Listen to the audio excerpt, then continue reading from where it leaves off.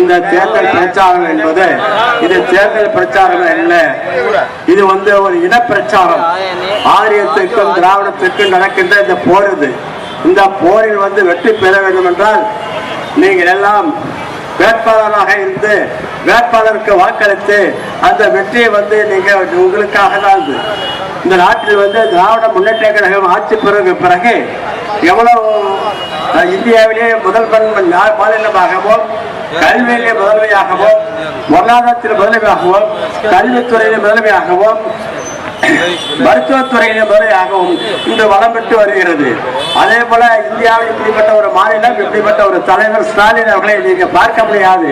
இந்தியாவுக்கு வழிகாட்டியாக தந்தை பெரியாருடைய கொள்கையும் அண்ணாவுடைய கொள்கையும் கலைஞருடைய கொள்கையும் ஒருங்கிணைந்து தலைவர் ஸ்டாலின் அவர்கள் இன்று சிறப்பான ஒரு ஆட்சியை நடத்தி கொண்டிருக்கிறார்.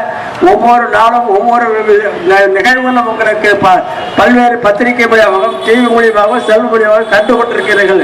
ஆகவே தயவு செய்து உங்களை கேட்டுக்கொள்கிறோம், இந்த போர் வெற்றி பெற வேண்டும் என்றால் நீங்கள் திராவிட முன்னேற்ற கழகத்தினுடைய வேட்பாளர் டாக்டர் செந்தில்குமார் அவர்களுக்கு வாக்களித்து மிகப்பெரிய வாக்குகள் பெற்று வெற்றி பெற வேண்டும் என்று கேட்டுக்கொண்டு வாய்ப்புக்கு நன்றி தெரிவித்துக் கொண்டு விடைபெற்றுக் கொள்கிறேன். நன்றி, வணக்கம்.